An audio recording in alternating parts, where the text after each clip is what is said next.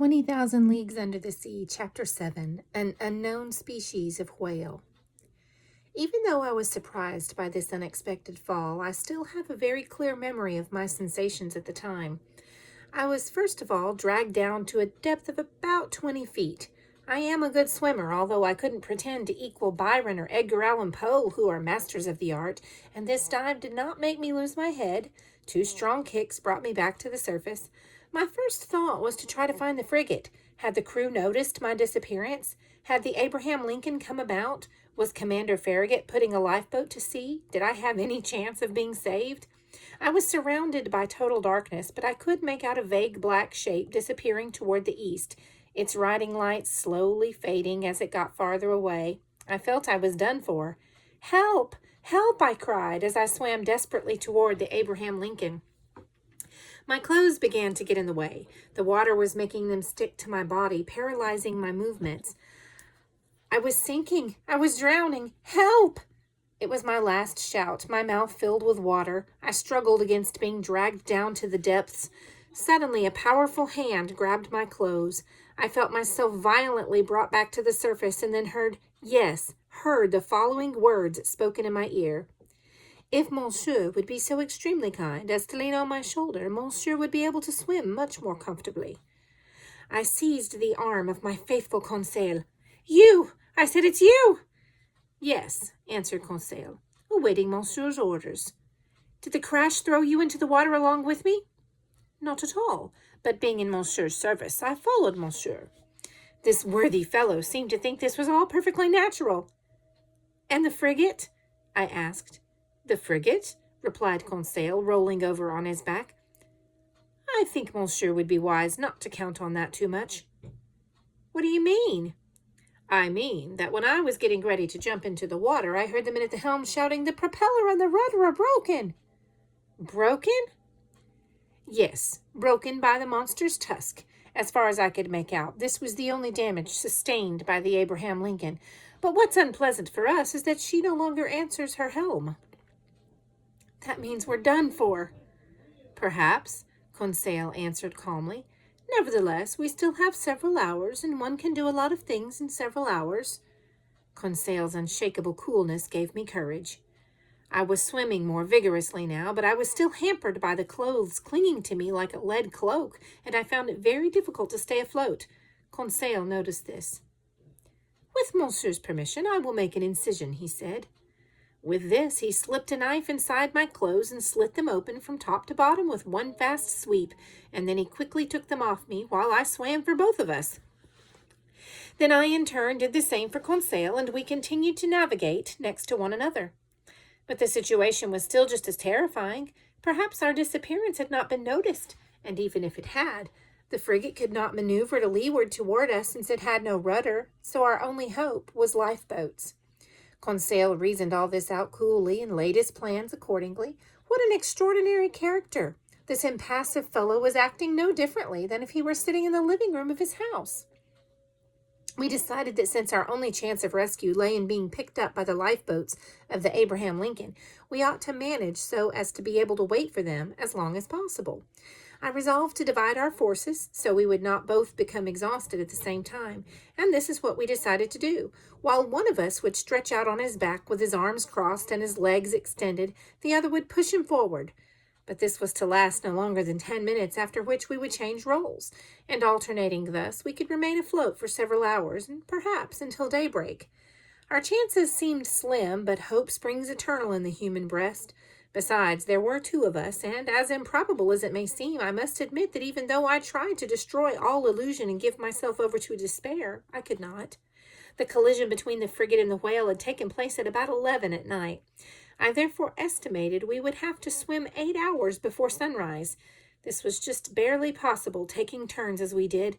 The sea was calm and tired us little. Occasionally I would try to peer through the thick darkness, which was broken only by the phosphorescence produced by our movements in the water. I would look at the luminous waves as they splashed over my hand, their glistening surface broken only by pale splotches. It was as if we had dived into a bath of mercury. Toward 1 in the morning, a dreadful tiredness came over me. Violent cramps seized my legs. Conseil had to hold me up, and the responsibility of keeping us alive rested with him alone. I soon heard the poor fellow panting. I realized he could not hold out much longer. Let me go, I said. Abandon, monsieur? Never, he answered. I would prefer to drown first. Then the moon appeared over the edge of a large cloud being blown toward the east. The surface of the sea sparkled beneath its rays. This beautiful light restored our strength. I once more held up my head. I looked around at every corner of the horizon. I caught sight of the frigate. She was 5 miles away, and we could make out little more than a vague shape. But there were no lifeboats. I tried to shout, even though it would have done no good at that distance. My swollen lips allowed no sound to come out. Conseil was able to articulate several words, and I heard him repeat several times, "Help! Help!" We lay still in the water for a moment and listened. It might only have been a ringing in my ear, but it seemed as if I heard someone answer Conseil's shout. "Did you hear that?" I murmured. Yes, yes." And Conseil gave one more desperate shout. This time there could be no doubt about it. A human voice was answering ours. Was it the voice of some other poor soul abandoned in mid-ocean, some other victim of the collision, or was it a lifeboat from the frigate hailing us in the darkness? Conseil made a supreme effort, and leaning on my shoulder while I stayed afloat with my last ounce of strength, he raised himself half out of the water and then fell back exhausted. "What did you see?" "I saw," he murmured. "I saw. Better not talk. Gotta keep our strength." "What had he seen?"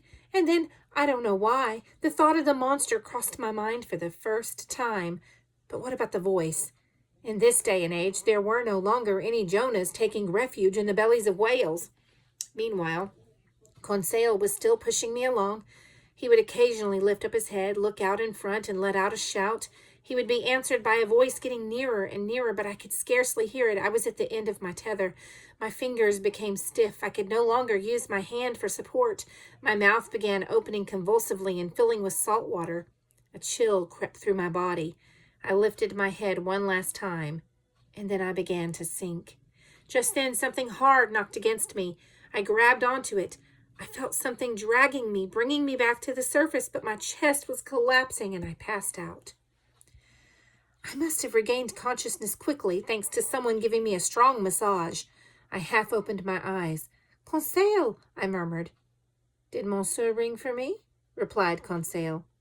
Just then, by the fading light of the moon sinking down toward the horizon, I made out a face which wasn't Conseil's, but which I immediately recognized. "Ned!" I cried. "Yes, it's me, still chasing my prize," answered the Canadian. "Were you also thrown into the sea by the collision?"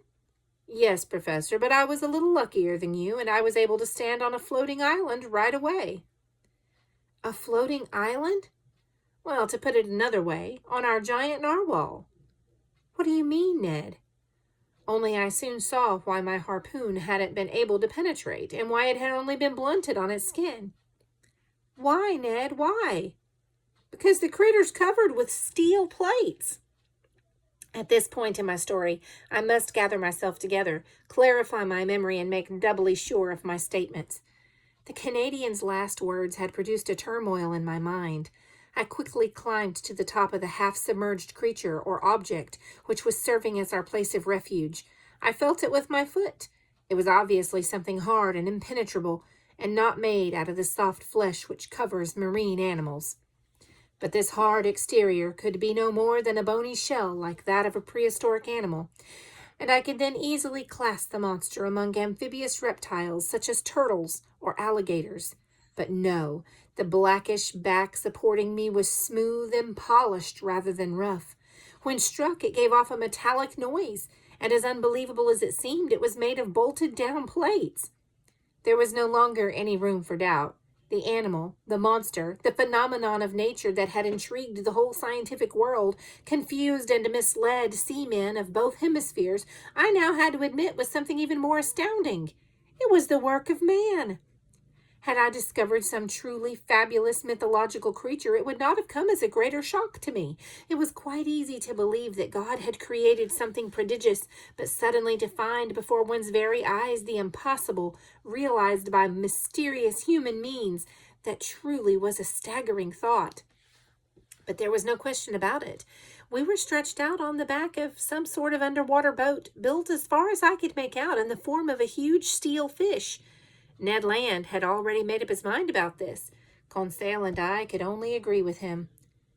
So, I said, this thing must contain some means of locomotion and a crew to guide it. Obviously, replied the harpooner, but all the same, in the 3 hours I've spent on this floating island, it hasn't given a single sign of life. It hasn't moved? No, Monsieur Aronnax, it's just laid here, rocked by the waves, without budging. We know, however, and there can be no doubt about it, that it is capable of great speed. Therefore, since such a speed must be produced by an engine, and an engine requires a mechanic to run it, I conclude that we have been saved. Huh, said Ned Land reservedly. Just then, as if to prove me right, there was a swirling in the water to the rear of this strange thing, undoubtedly produced by a propeller, and it began moving. We barely had time to take a good hold on its topside, which was only about 2.5 feet above water level. As long as it cruises on the surface, Ned Land murmured, we'll be all right, but if it takes it into its head to dive, I wouldn't give $2 for my life. He could have made the price even lower. It had therefore become urgent to communicate with whatever creatures were inside this machine. I tried to find some opening or hatch, but I could only see steel plates fastened by even, unbroken lines of bolts. Moreover, the moon then disappeared, leaving us in total darkness. We were forced to wait until daybreak to find some means of getting inside the submarine. Thus our lives depended completely on the whims of the men at the helm of this machine, and if they decided to dive, we were lost. Unless this happened, I was sure we would eventually be unable to communicate with them.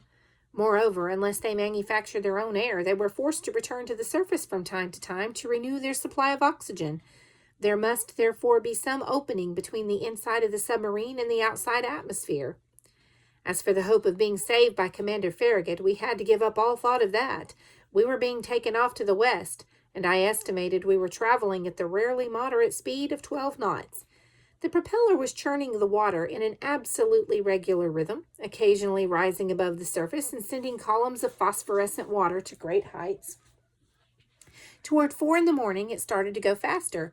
We were soon traveling at a headlong speed, and it became difficult to hang on with the waves crashing into us. Luckily, Ned found a large mooring ring attached to the upper part of its steel-plated back, and we were able to get a firm hold on it. Finally, this long night came to an end.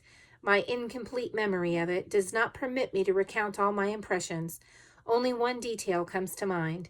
During certain moments, when the sea was calm, I occasionally thought I could hear vague sounds of music, a sort of fleeting harmony produced by far-off chords. What mystery lay behind this underwater boat, about which the entire world had been vainly seeking an explanation? What sort of creatures lived inside this strange ship? What sort of an engine permitted it to travel so fast? Then dawn came. For a while we were wrapped in morning mists, but it was not long before they began breaking up. I was about to start a careful examination of the submarine's topside, which formed a kind of horizontal platform, when I felt it starting to go down, little by little. "Confound it!" cried Ned Land, striking the steel plates with his foot. "Open up! Show us a little hospitality!" But it was difficult to make ourselves heard in the midst of the deafening beat of the propeller. Luckily, the ship stopped diving. Suddenly, there was a loud clinking noise from inside the submarine. One of the plates rose up. A man appeared, uttered a strange cry, and quickly disappeared. Several moments later, 8 solidly built young men with masked faces came silently out on deck and brought us inside their formidable machine.